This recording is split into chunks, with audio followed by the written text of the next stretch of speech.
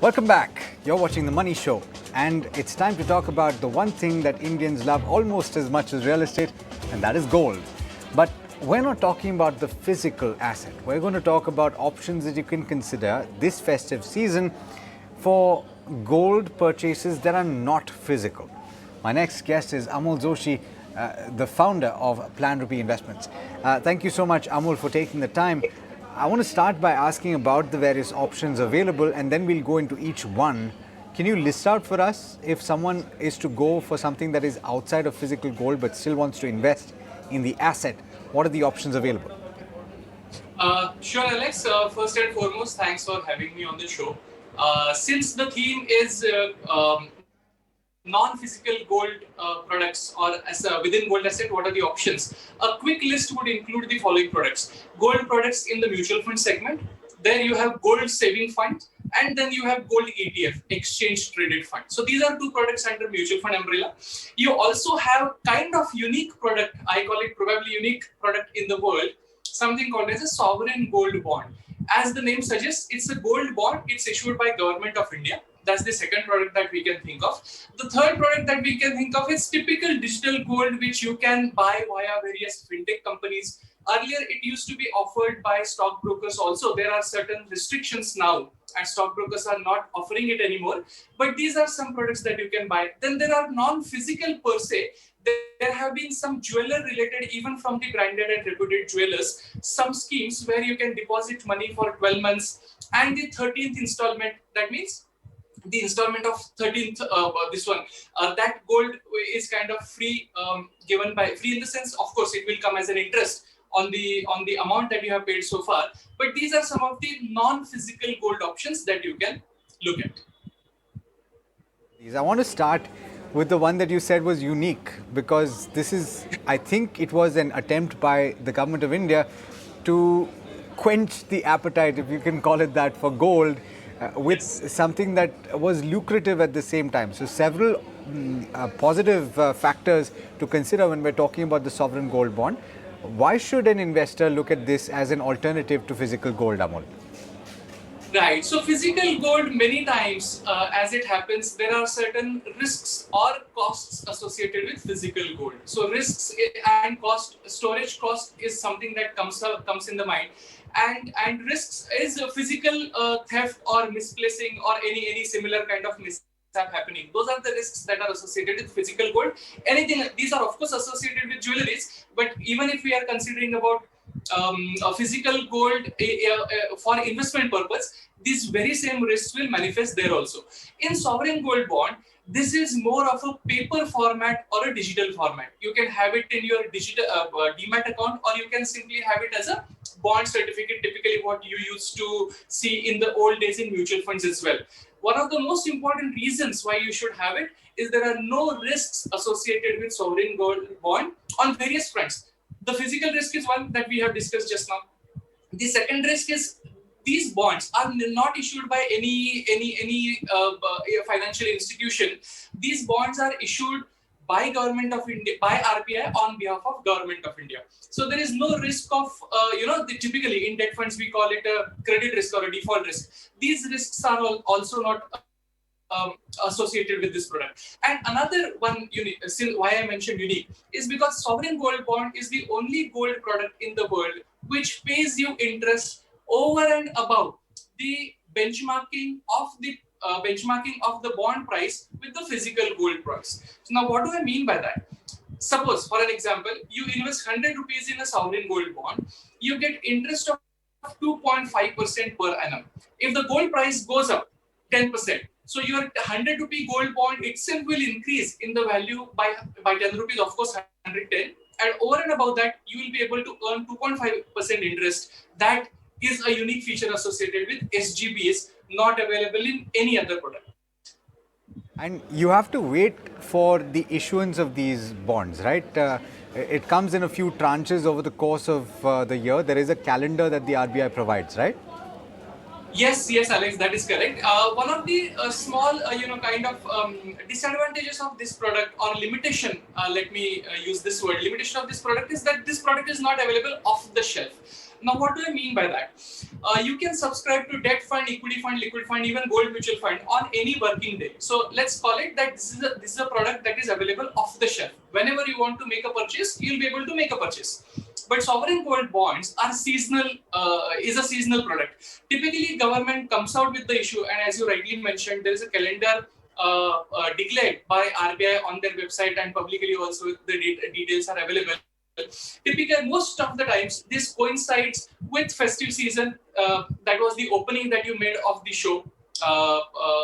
Whenever there are opportunities, whenever people look at buying physical gold, something like Akshay Tritiya or Dhanteras, around those dates, and there are several tranches in a year. It's not just once or twice. There are at least 6 to 8 tranches a year. So yes, this is the seasonal product. This is not available off the shelf. This is a bit of a limitation of this product. Tax aspect of it. Because as I understand it, there are advantages to holding it for the full maturity period, which is 8 years, right?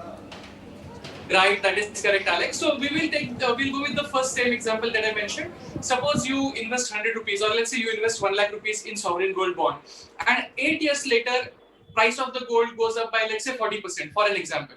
So you will get your capital, your redemption value from 1 lakh rupees, your redemption value will grow 40% to 1,40,000. Now, if you hold this product till maturity, earlier, this very same product, the capital gains made on the sovereign gold bonds used to be taxable. But there have been certain amendments. And as things stand today, if you are to subscribe, if you hold the product till maturity, there is no capital gain tax on it. Neither short term nor long term, there is just no tax on it. The entire gain of 40% absolute is tax-free in your hands. Think is taxable as income, right? And it sits on top of your normal monthly income or your annual income rather. Since this is gold, this is taxed as a capital asset. But for SGBs, there is an exemption. And despite of being taxed as a gold, being taxed as a capital asset, since the exemption kicks in, even if it gets added to your capital gains from long-term asset, it still gets a tax treatment of, zero tax. It still gets a tax-free treatment. About the other options then. Let's move on to the options provided by mutual funds. How does one treat them? How would you describe them? Right. So within mutual funds, broadly, you have two mutual fund products. One is plain and simple ETF, exchange traded fund. Exchange traded fund is a simple product. The way equity mutual fund invests or equity ETF invests in equity stocks and shares. Similarly, gold ETF invests into 99.999 purity gold products. These are physically held in gold vaults. The AMC has tie for the same, and the value obviously is benchmarked with the prices of 999 pure gold. So this is one product, ETF, exchange traded fund. Now we all know over several discussions, Alex, we know that in ETFs, if the market is not fully developed, you have limitation of price discovery. What I mean by that, if there are not enough buyers and sellers, then the price does not reflect the fair value of the underlying asset. In this case, the gold. Suppose if gold were to trade at 40,000 rupees per 10 grams, ideally, for 1 gram worth of ETF unit, the price should be very, very close to 4,000 rupees per unit. But if there is not enough liquidity, then as a buyer or as a seller, you will not get a proper price discovery mechanism, proper price discovery in ETFs. So the solution is, there are funds, fund of fund actually. Fund of fund, we are familiar with this concept otherwise also in equity and other sections of mutual fund. Gold saving fund is nothing but it's a fund of fund that invests 100% of its assets into gold ETF.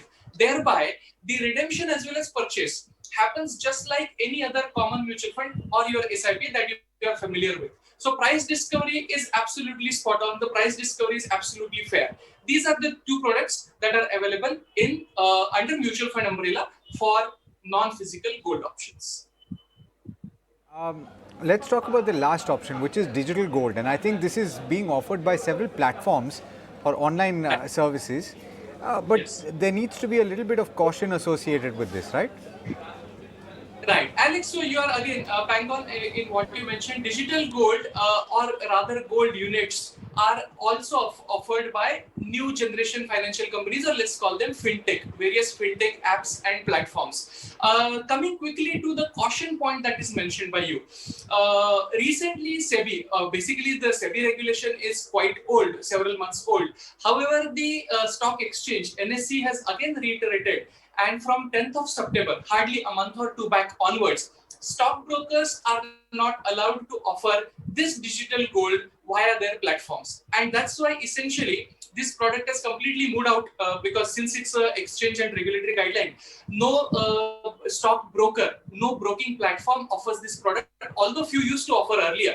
And that's why this product is currently available only from the fintech agents or fintech players. Now, some of the fintech websites, if you read through the FAQs, it also mentions that this product is not governed or not regulated by RBI and SEBI. This is not to say that there is something fishy going on, but suffice to say that you would want to completely be aware of the risks and advantages that each platform offers and then take a decision. Gold is an asset class now, Amol, because we're talking essentially about options that someone can consider. And first, I want to ask you very quickly, out of the various options that you have suggested, which stands out as the best option for someone to consider? And then, in terms of and then in terms of the allocation towards their portfolio, what is the threshold beyond which they should not take exposure to gold?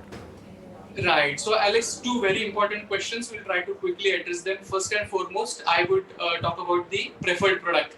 So, if you have a 5 to 8 years horizon, now let's also touch upon one more feature of SGB, sovereign gold bond. So, although sovereign gold bond has an 8-year maturity, you also get an option to exit at the 5th year, 6th year, and 7th year. And obviously, 8th year is maturity. So, if you have an horizon of anywhere between 5 to 8 years, then sovereign gold bond is my preferred product. The advantages we have discussed: gold benchmark to gold international prices and 2.5% interest. So that's my preference. If you want to invest into gold via SIP way, now SIP, as we all know, anybody who has monthly income, monthly expenses will be left with monthly surplus. If you want to invest in a monthly mode, SIP mode, then SGB sadly will not work for you. In that case, you can look at gold funds, gold mutual funds, or gold saving funds. So that's quickly about my preference. SGB is 1 and gold saving funds 2. Now, coming to what should be the allocation, very important question, and investors are also getting increasingly asking this question because of the increase in awareness about precious metals / gold, as well as international equities and global equities, because of increased awareness of many companies that now we are familiar with because of the complete shift to digital nature of doing things over the last couple of years. So a rule of thumb says that around 15% exposure should be towards in your entire portfolio. Debt and equity will be the core parts or core assets of your portfolio, and about 15% exposure can be towards precious metals and gold, including and of course global equities or international equities. Amol, thank you so much for that lovely conversation. It's been very insightful. Thank you so much for taking the time. Always a pleasure. Thanks for it.